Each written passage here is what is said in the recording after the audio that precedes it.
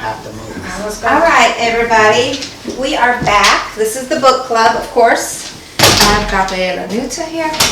My mama. I have Davida. Hello. So, and of course I'm Uta, Bella, whatever you want to call me. So we are going to wrap up this book today. Let me get out because I want to get you a little bit more in. Hey, Sorry. it doesn't matter. I felt like you were a little cut off. Matter. There, that's good. Okay. And now G doesn't have any wine. She doesn't want any. She's on medicine. Oh, okay. Plus, I drank a little the other day and then it started itching again here for my cut. It's kind of. So my mom is going through some medical problems, so she's not having a glass of wine, but we're having a glass of wine because we're going to need more wine is the title of the book. So of course we're going to enjoy a glass of wine while we discuss it. We're going to finish this book. We're probably not going to finish it all the way. I have a timer set for, you know what? Alexa, set a timer for 25 minutes from now. Second timer, 25 minutes. Because we'll need to know when the timer goes off and then know to wrap it up. You know what I mean? So we're just going to cover the best we can. I will say this, like I read the whole book and I felt like I cried at the end. Did you cry at the end?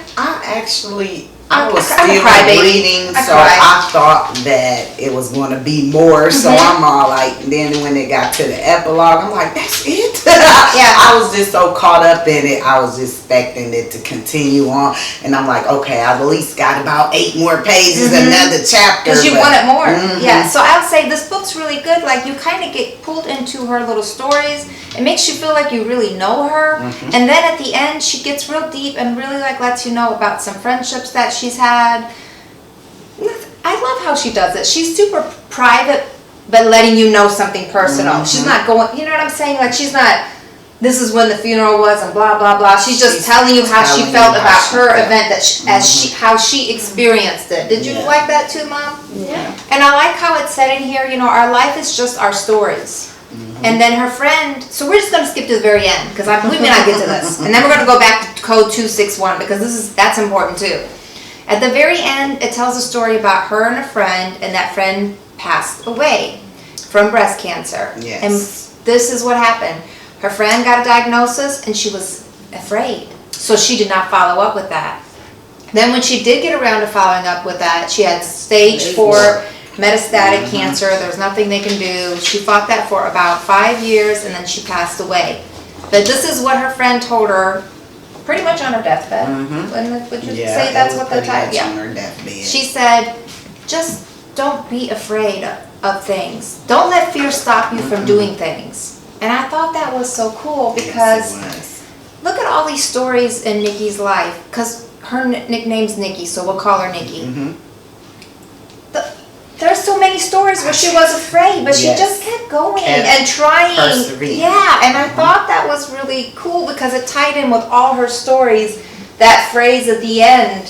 What did you think? Yeah, I mean, she really elaborated on, I mean, it was like her and her friend so busy, you know, was out of town, maybe each moved to different towns, and every time they got together, it was like time never stopped. They just continued on with their friendship, but her friend actually felt a lump earlier and didn't go to the doctor. She didn't think anything of it, and that kind of hit home with me because, you know, my mom passed from breast cancer, and so she was just like wanting to make it so special. She had an actual interview for a casting call and she missed that interview and couldn't go. I mean, she went to the interview and didn't go be by her friend's bedside, and she was feeling so guilty about that or whatever. But like she said, you know, her friend would have wanted her to move on with her life, and that's what made her a strong advocate for breast cancer and stuff due to her friend passing from it. And I think the interesting thing is she was so focused on saving her friend, she never realized the diagnosis her friend gave her. There was no saving anything. It was at a conference in Africa when they opened up the first breast center in Africa. The center that they opened up. Yeah, the lady actually explained the definition. And then she said, hold up.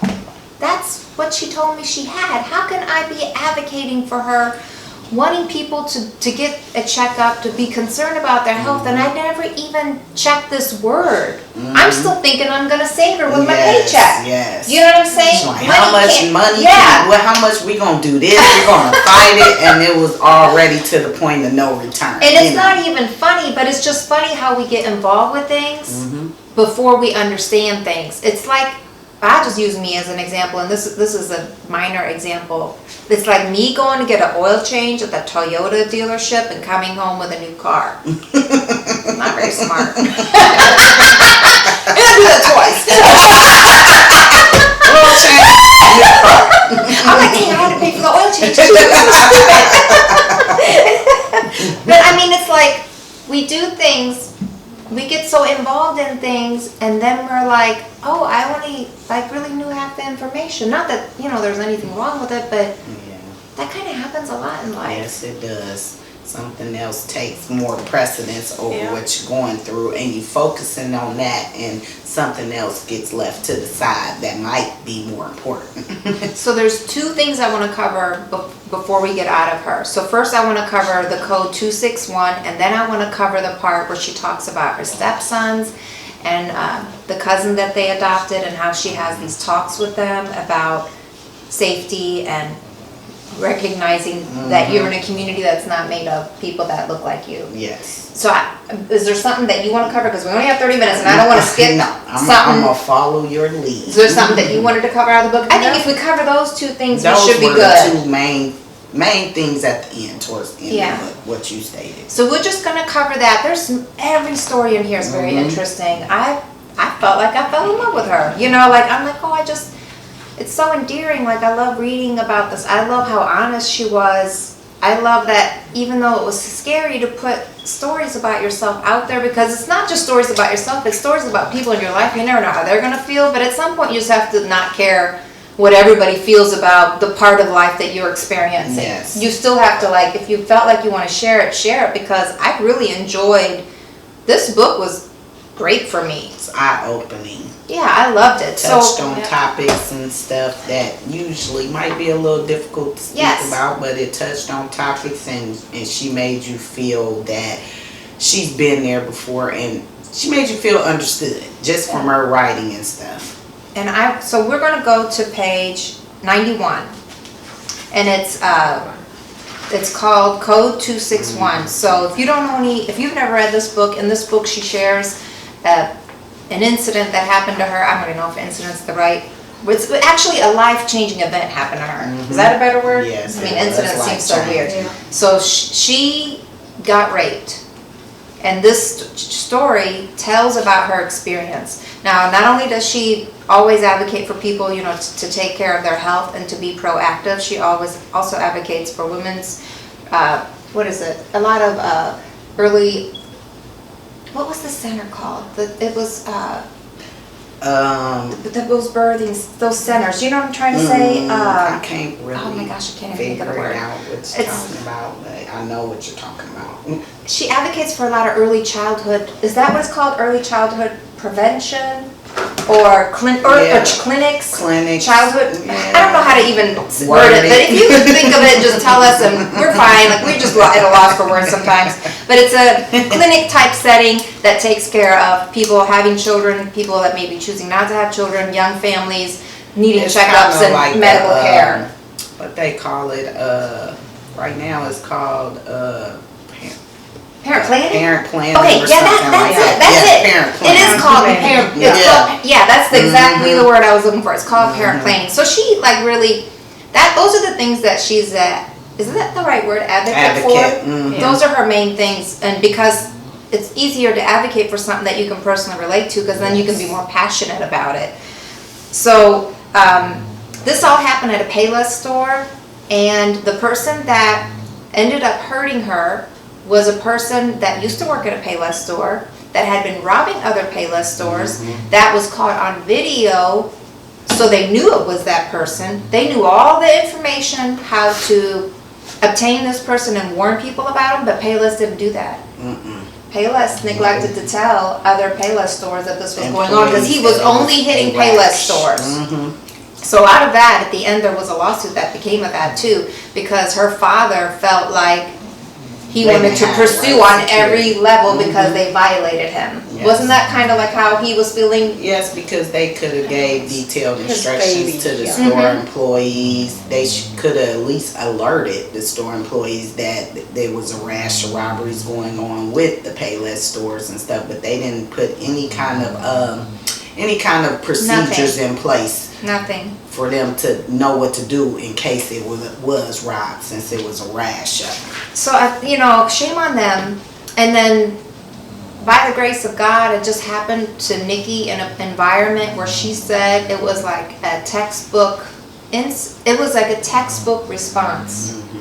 She was in a privileged situation because of where she lived and the environment where she worked, where when the police came, nobody was asking her what she was wearing or what she had said or what might have escalated this. They all were just very professional, treated her with the utmost respect. So not only is she an advocate for it, she knows exactly how you're supposed to be treated. So she also can tell when someone is not being treated that way, which she says is 99.9% of the time. Yes. Because it always appears to be a victim's fault when it's some kind of sexual assault, which absolutely is They incorrect. shouldn't have worn the skirt. They shouldn't have Yeah. been in the area. You shouldn't where have they been were- drinking. They shouldn't Yes. have, Yeah. whatever. Were instead, trying to help them and support them. Yeah, and then it kind of goes in this chapter a little bit about how you feel after you've been violated like that, like how afraid you are to be alone, how you time yourself when you're in places where you feel like there's money or somebody might want something from these people. She kind of goes into like how you have this problem with the world after this event that people can't really relate to if they've never experienced such an event. Like reading it made me feel like, I feel like I'm so much more aware of how people feel when they're hurt.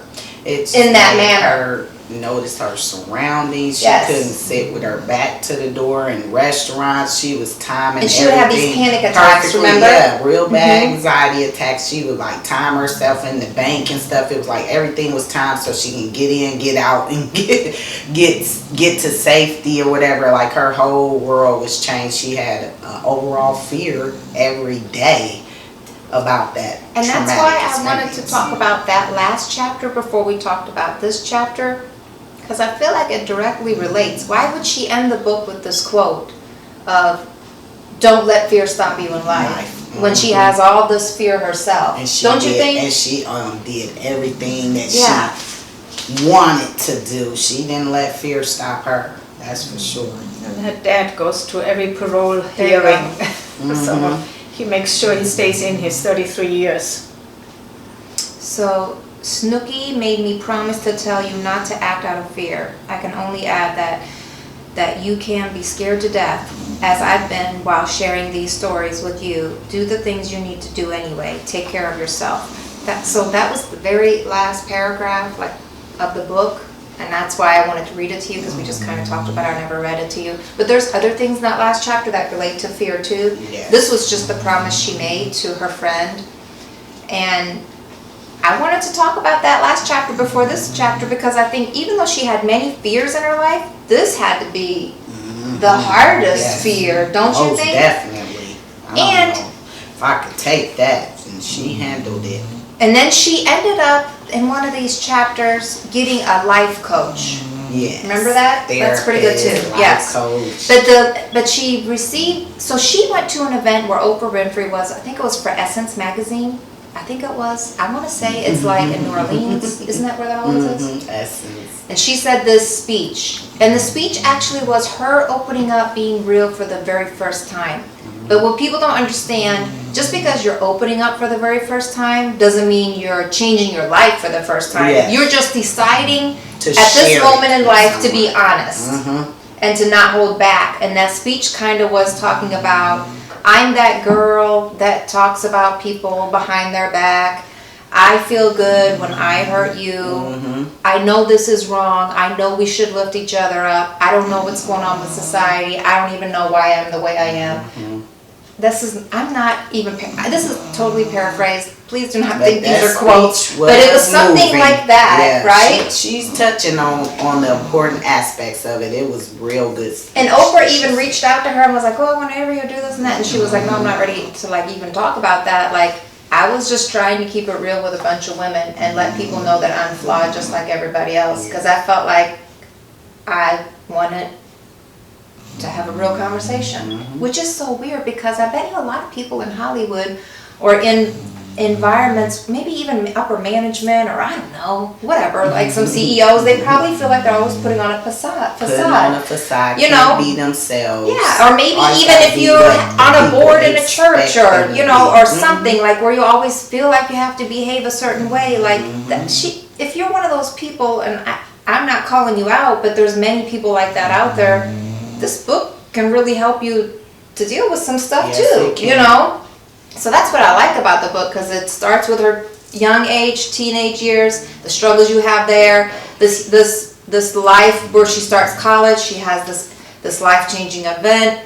Then you kind of realize, like, even though it's been hard, she has made some super tight connections from Pleasantville, or I don't know, Pleasanton.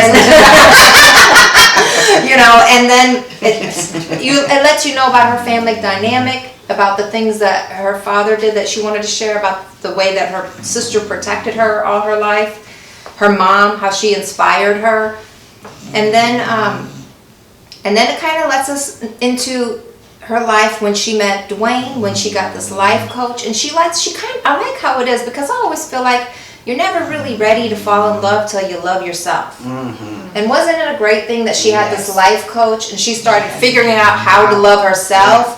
Because I always say, like, if someone hates you, they don't really hate you, they just hate themselves. That's why I don't get mad. Like, I know I probably got some haters out there, you know, I ain't mad at you. I'm just sad that you can't stop hating me, because I'd rather see you stop hating me and start loving yourself. Because I understand, like, that you probably don't even have a problem with me. You know what I mean? So I don't even carry, like, that type of hate. That's why a lot of times when people are like, oh, I hate so-and-so, you gotta hate so-and-so too. No, I don't play those games. I try to love everybody. I understand that you're at war here. I hate that for you, but I'm not joining the war. And then people will be like, oh, well, then you're not my friend. Well, I don't know what type of group I gotta join to be your friend, but I won't hate people for other people, because then I'm just going back to my immature young ways, which is like having a hateful, jealous, vengeful life, and I'm not doing that. And I like that she touches on this, because even though we admire her so much, she had a lot of jealousy. Stuff. She had stuff that people. She was a hater, you know. She was a hater, and we love her, but because it was hard for her to love herself. Because what does she say a lot? Because of maybe assimilation, maybe because these changes. She didn't feel that she was worthy enough. She was never pretty enough. I mean, it's just society beating this image and everything in your head, and so she wanted to be like society. She wanted to be like everyone else and stuff, instead of figuring out who she really was. And then there was this crash burn wedding that she had, where she married someone that she probably should have never married. No. I mean, and everything went wrong. She should have never done that. But you know, again, she didn't care about getting divorced. She cared more about, I told people we're going to get married, so we got to go on with this. Have to keep the appearances. Which again is part of like not really loving yourself, because you're still just worried about the world and not your inner self. So, you know, read that chapter. I think it's great. I thought it was funny, actually. Even her dad was like ready, I think, to slap her. Get it together, call this off or do it. But, so, because when she was getting married, she was crying. Like, sobbed crying. And her dad, like, knew, like, she's not crying because she doesn't want to get married. She's, like, crying because it's jacked up. But he can't speak for her. She's got to figure it out herself. So he was like, Nikki, stop. Like, stop crying and make a decision, or just go on with this crap and stop crying. And then, you know, it talks here a little bit about what they went through when they were breaking up. And I think we all kind of do it. Like, we play these games with each other. Like, you piss me off, then I piss you off. You hold a grudge, then I hold a grudge. You don't talk to me, then I don't talk to you. But again, I feel like that's part of that cycle of self-hate. And then she got this dog. Yes. Her big old dog. And then she did the Essence thing with Oprah. She started to figure out, like, I gotta work on me. That life coach reached out to her before the Essence event. Then afterwards, like, they met up somewhere else, and then he said, I bet you're ready now. And then she was like, yeah, I am. And then they got together. And part of their first thing was, like, the life coach is about loving yourself, but it's also about fitness, because obviously being fit helps you to be the best person that you can be. So they were boxing, or I don't know. Kickboxing. Yeah. And he was like, okay, tell me 10 things that you like. Yeah. Not even like about yourself, just like what do you like? General, but when you live a life of a simulation of trying to fit in, you never live a life of, this is what I like, I'm doing this today. Yes. It's always like trying to fit in with people. Trying to do what everyone else does. Never realizing like what your desires in life are. And she said, I like imitation crap. And the life coach was like, not even real crap, just like imitation crap. What is it you like about it? Like, you gotta like real crap if you like that. And he was like, now we don't know if it was a woman or a man. She doesn't. That's what I like about her stories. Some things she lets you know a little background. Other things she tells you a process of something, which, you know, doesn't require shouting somebody else out, you know what I mean, or putting them on the spotlight, because maybe this is a personal thing that people do that's not supposed to be advertised, I'm assuming, because she didn't go in a lot of detail about that person. But then at the end, like, it took her like 3 months of working with this lady where she could finally list like 10 things that she likes about herself. But I think that's part of the process, like figuring out who you are, what you like. And I feel like a lot of women fall into this trap of where they don't even know who they are, because they think they are a mother, they think they are a daughter. They think that, you know, you think you are these things that you're labeled as, but that's just being a woman label. You still are individual spirit, and what is it that you like? Yeah, like your own mind. Yeah, you're supposed to love your family, but your family isn't supposed to define everything about you. You still like have to work on this in here to figure it out, because these kids, they come and they go. They're always going to be in your life, but I mean, can I move back in? No. You see what I'm saying? And I'm pretty good right now, okay? I'm not even at my worst. And she still gotta know. But you know, like, your kids move out. You can't expect your kids to call you if your kids call you every day, that's fine. But if they don't, I mean, that shouldn't be the end of your life. You should have some type of a life of your own. Whether it's like, I enjoy reading, whether it's I enjoy painting, whether it's I enjoy taking a walk with my dog, or whether I enjoy falling down the steps and breaking my foot. I don't know. It's that you enjoy. Enjoy getting a little sore. We're just laughing about it, but it's so serious. A lot of people think like falling in love will complete their life, but actually we create chaos if you don't know who you are. And it'd be very dangerous, because that's how people fall in love and they're crazy. Because they don't love give themselves up. Yeah, and then you go crazy in the process because you feel like you gotta control this person, or you know, it's you put too much pressure on another human being when your happiness has to come from them. Nobody can be responsible for anybody's happiness. That's a self-product. Yes. People can enjoy your presence, you know, and enjoy sharing great moments with you, but it's nobody's responsibility to make you happy. And I like that she kind of worked on that a little bit in the book, and then after that, she touched on everything as far as women supporting women, getting checked up, health issues, sex topics, rape.